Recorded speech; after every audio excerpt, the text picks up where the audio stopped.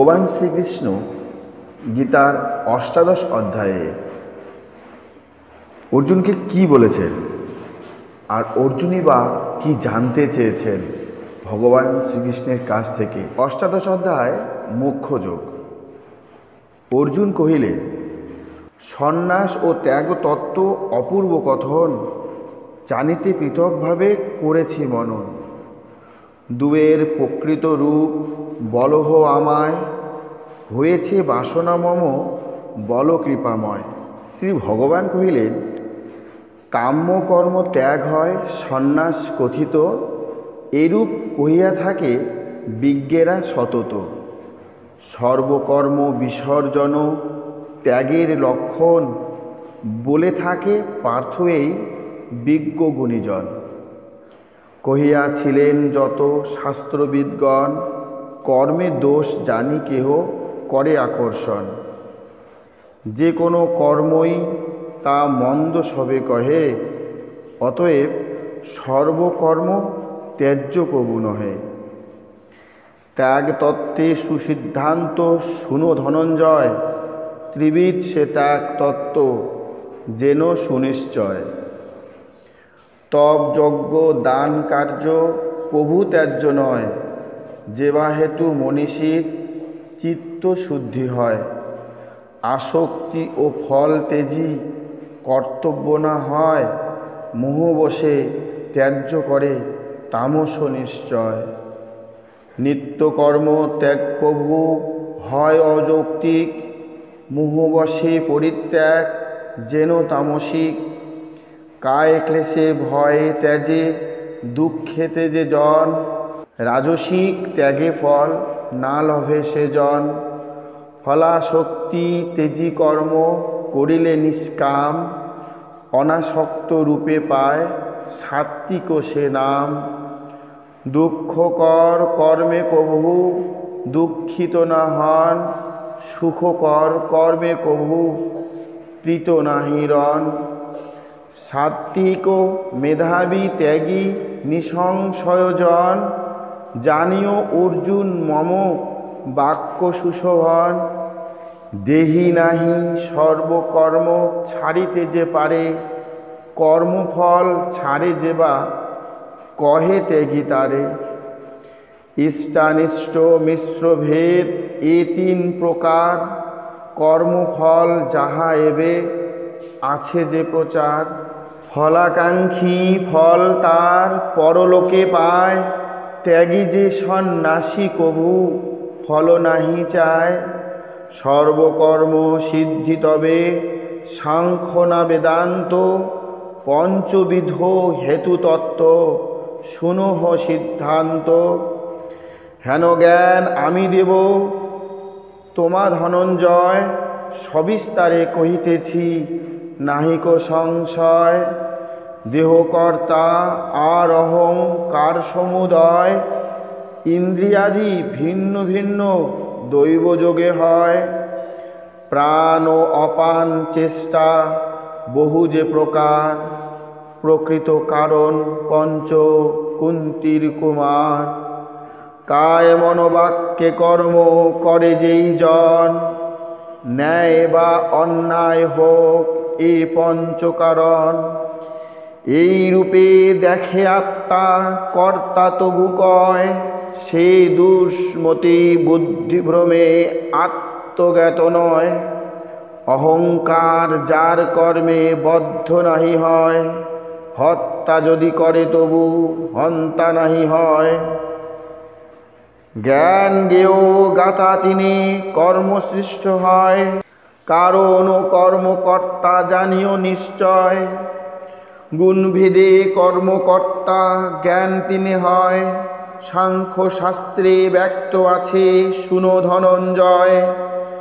ভিন্নভাবে সর্বভূতে এক আত্মা হয়, তাহাই সাত্ত্বিক জ্ঞান যেন ধনঞ্জয়।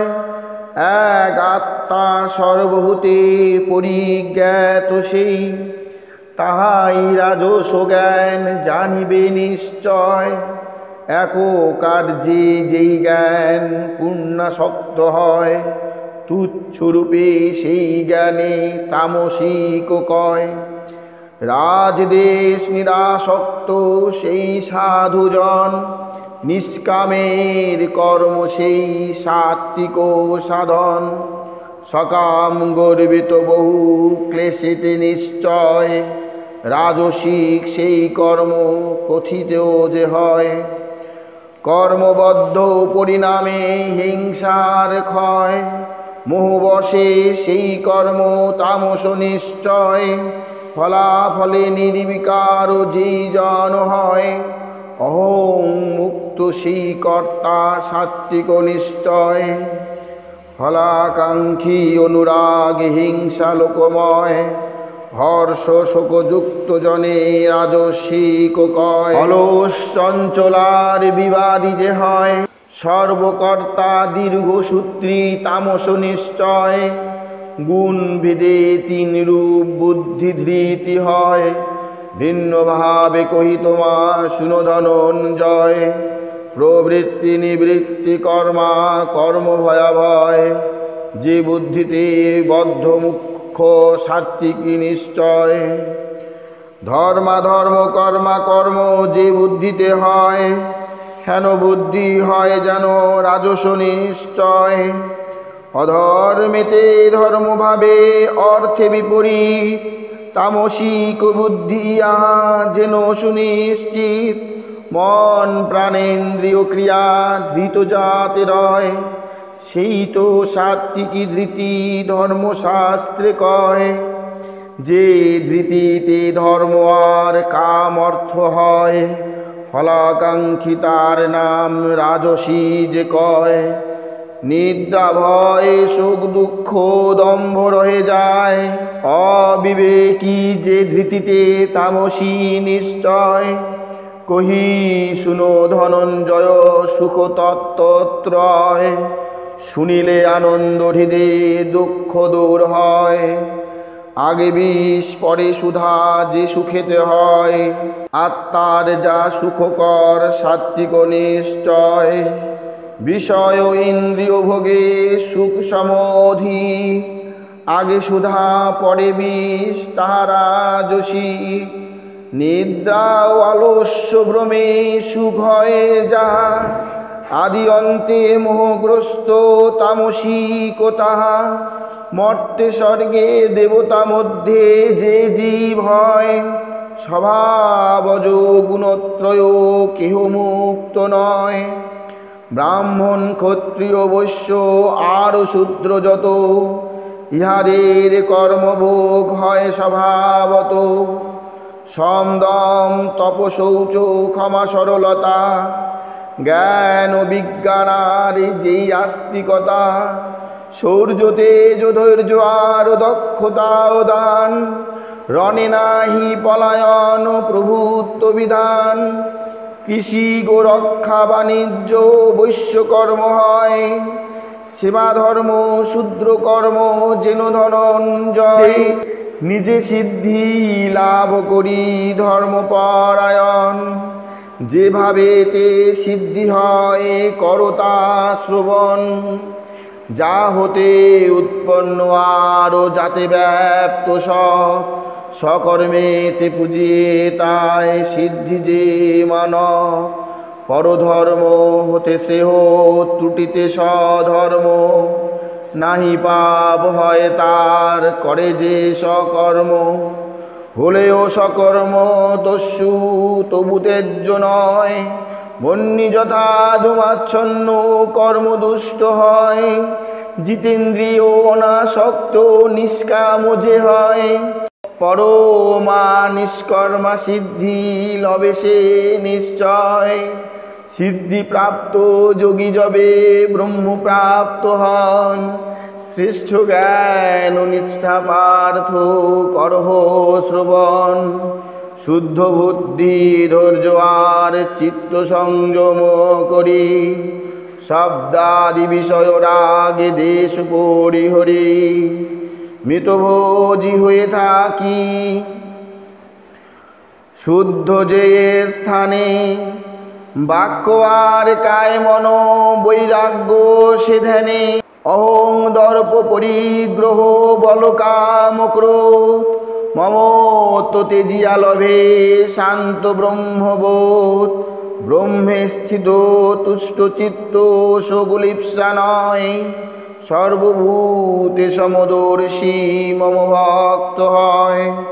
আমি যাহা স্বরূপ তো জানে ভক্তি বসে আমায় জানিয়া শিশি আমাতি প্রবেশী সর্বকর্ম সদা করি লভে মমাশ্রয় লভে মমাশ্রয় মোর বরে নিত্যপদ লভে সে অব্যয় সর্বকর্ম বুদ্ধিযোগে মনে মনে করে আমাতে ওর পিয়া চিত্ত আমাকে যে ধরে আমাতে ধরিলে চিত্ত হবে দুঃখ শেষ অহংকারে না শুনিলে পাবে বহু ক্লেশ অহং বশে যুদ্ধ ত্যাগ বৃথা তব হবে ক্ষত্রিয় প্রকৃতি বশে যুদ্ধে রত হবে মোহবশে যদি যুদ্ধ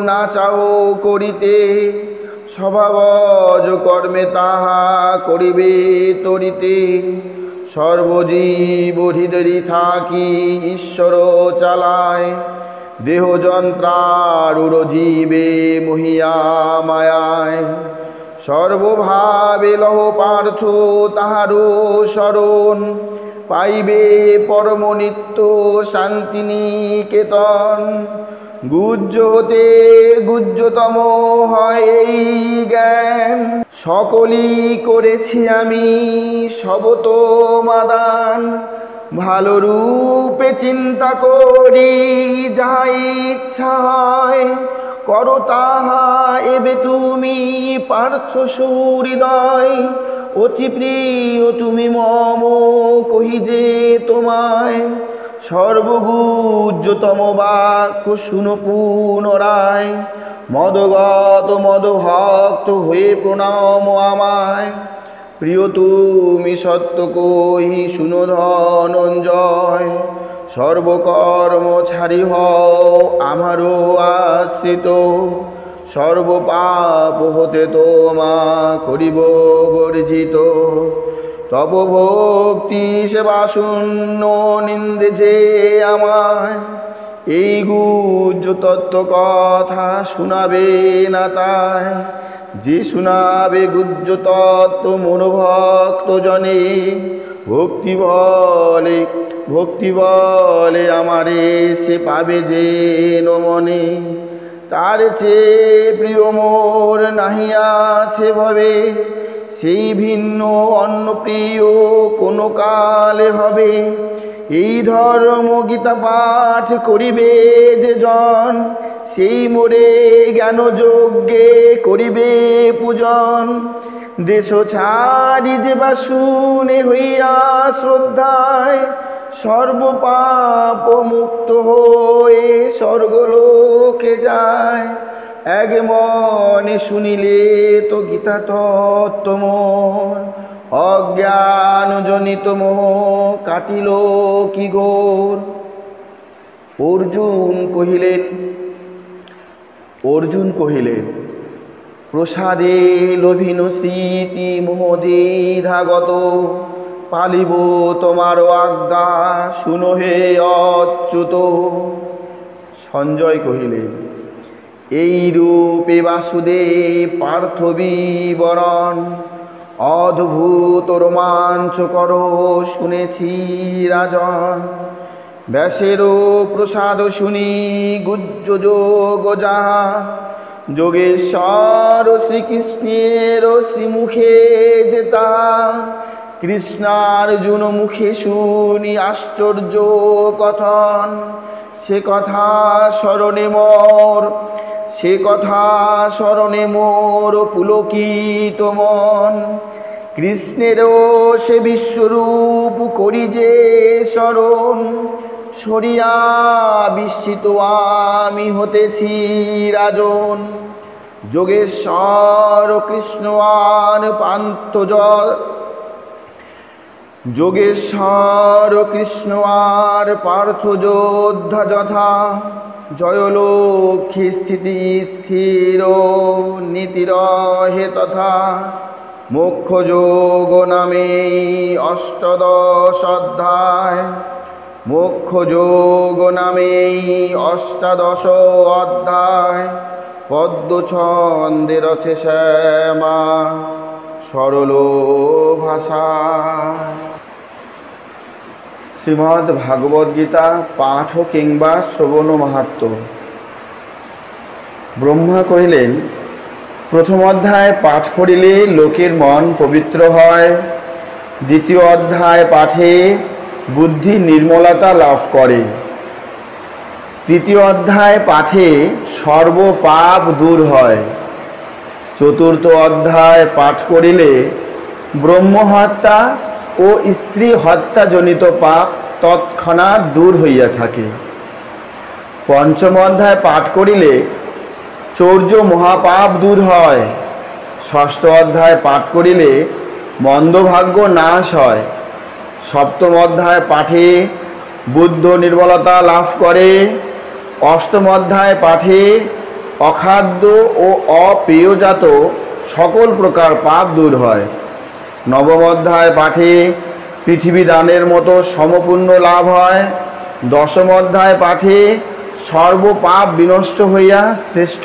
জ্ঞান জন্মে, একাদশ অধ্যায় পাঠে ব্রহ্মজ্ঞান লাভ হওয়ায় তাহার মুক্তি হয়, দ্বাদশ অধ্যায় পাঠে ভগবানে বিশুদ্ধ ভক্তি জন্মে, ত্রয়োদশ অধ্যায় পাঠ করিলে জ্ঞান চক্ষু বিকাশে তাহার শক্তি লাভ হয়, চতুর্দশ অধ্যায় পাঠে অশ্বমেধাদি যজ্ঞের যে মহাফল তাহা লাভ হয়, পঞ্চদশ অধ্যায় পাঠ করিলে নির্মল জ্ঞান লাভ করিয়া যোগী হওয়া যায়, ষোড়শ অধ্যায় পাঠ করিলে মানব সংসার বন্ধন হইতে মুক্তি লাভ করে, সপ্তদশ অধ্যায় পাঠে ভক্তজনের বাজপেয় নামক যজ্ঞের ফললাভ ও ভগবত ভক্তি জন্মে ও মুক্তির জন্য সচেষ্ট হয় এবং মানুষ ভগবানে ভক্তি লাভ করিয়া মুক্তির জন্য চেষ্টা করে।